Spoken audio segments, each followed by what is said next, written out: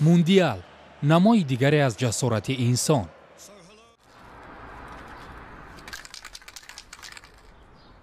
در دقیقه 11 بازی منتخب روسیه و اسپانیا این سه مخلص را مشاهده کردند که سرگرم خوردن هات‌داگ بودند. تصویر آنها در اینترنت پهن گردیده آنها محبوب شدند. الکس ملنتوف رسام از سیبیر در یکی از گوشه های مسکو مصوره این مخلصان را کشید.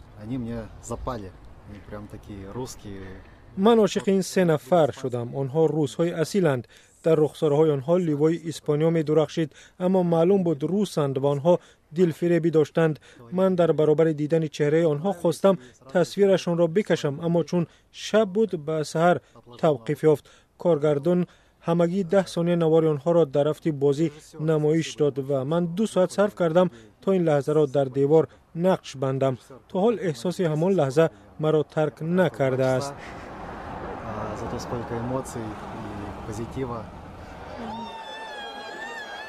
باوری به کامیابی دسته روسیه برای دریافت جام جهان کم بود، اما همین تصویر نمای برجسته از خوشرنگی این سبقت شد.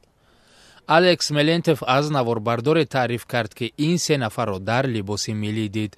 دسته روسیه از سبقت رفته باشد هم مخلصان خوشبینش دیرگاه از یاد نمی روند. درود بر شما. امروز هم درباره فوتبال میگویم. من یک طرش درباره بازی‌های جام جهان دور یک چهارنهایی به انجام رسید و دور نیمه‌نهایی هم فرا رسید. 4 دسته پرقوت منتخب‌های فرانسه، بلژیک، انگلیا و خرواتیا به دور نیمه‌نهایی راه یافتند.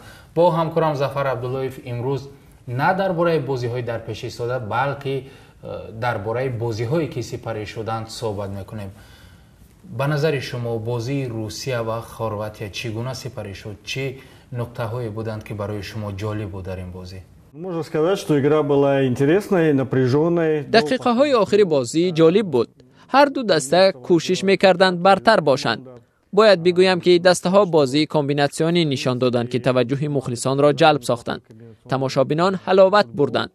میگویند روسیه مغلوب نشد بلکه بخت خرواتیا بلندی کرد. بازی کاملا برابر بود. با زدن گل در دقیقه 115 منتخب روسیه نشان داد که آنها دسته سزاوار و دارای امکانیت‌های وسیع میباشند. در بازی گذشته بختشان خندید. چنون میگویند همیشه کارت برار نمیگیرد. منتخب روسیه را پیش از آغاز جام جهان که در بازی‌های رفیقانه با دیگر منتخب‌ها از جمله اسپانیا و باختش از استرالیا زیاد تنقید میکردند، زیاد حرفای بد نسبتشون میگفتند، مخصوصا مخلصان خودی همین دسته که در روسیه هستند و روس‌ها هستند و فکر میکنید که در با همین بازیشون در جام جهان بازیگران منتخب روسیه توانستند نشان دهند که آنها هم پرقوت هستند و آنها هم میتوانند که در روبروی بهترین منتخب‌های دنیا مقاومت نشان بدهند. Во-первых, как многие говорят, сами российские эксперты, наблюдатели. کارشناسان میگویند این منتخب بهترین دسته روسیه در جام جهان بود. من به این راضی هستم.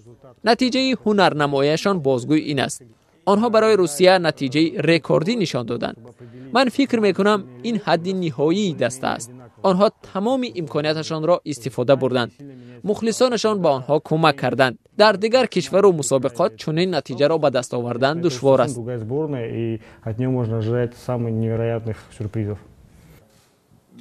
سرمربی منتخب خرواتیا بعد از مغلوب کردن روسیه اظهار داشت که آنها احساس ترس ندارند و برای روبرو شدن با انگلیا آماده میشوند. ما توانمندی و سستی حریف را می آموزیم. انگلیا دسته تواناست و هیئتیان از بازیگران جوان و چالاک پر است. نمایش دادند که به چی قادرند. من بازی آنها را با شویتسیا تماشا کردم. انگلیا برای ما حریف تواناست. ما با آنها احترام داریم. هنرشون را تحلیل میکنیم و درباره‌شون گپ میزنیم. ما میدونیم که آنها نیز ما را آموختند. ما عرض احترام میکنیم. با وجود این ما از کسی هراس نداریم، از دسته انگلیا هم.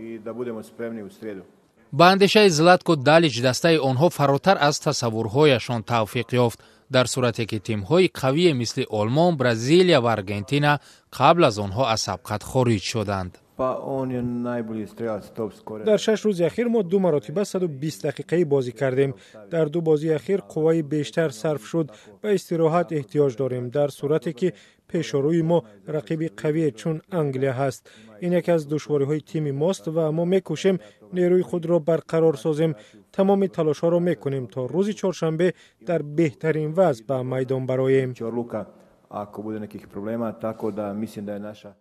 برای به دست آوردن مساوی و بالاخره غلبه کردن در ضربه‌های 11 متره لوکا مودریچ کاپیتان دسته خرواتیا بسیار خدمت‌های زیاد کرد و در 5 بازی که در جام جهان منتخبش برآمد کرد 3 مرتبه بهترین بازیگری همون دیدار رو سزاوار گردید و چند روز اخیر الکی مخلصان فوتبال میگویند که در قطار کریستیانو رونالدو و لیونل مسی لوکا مودریچ از مدعی‌های اساسی برای به دست آوردن توپ طلا در آخر سال است که به بهترین بازیگر دنیا داده می شود.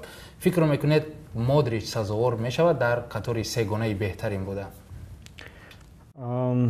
Не знаю насчет, может ли он входить в тройку лучших. Сейчас пока. حالا چیزی گفته نمیتوانم. اگر دسته خرواتیا به مرحله نهایی راه یابد می شود گفت که مودریچ یکی از مدعی‌های توپ طلایی شود.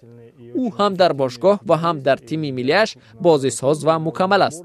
کارشناسان برتری منتخب خرواتیا را در آن می‌بینند که آنها دستوی باز می‌کنند و لیدری یگانه ندارند. هرچند بازی مودریچ نمایان‌تر است ولی راکیتیچ دروازه‌بان و دیگر بازیگران در بازی این دسته سهم یک خیله دارند. با آسیب رسانیدن به مودریچ نمی‌شود که منتخب خرواتیا را شکست.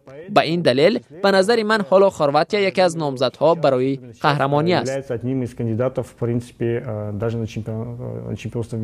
به نظر شما 4 دسته بهترین به نیمه نهایی برآمد. Да, я думаю, что именно так, то есть вышли на данный момент сейчас. بله من هم همین خیل فکر میکنم.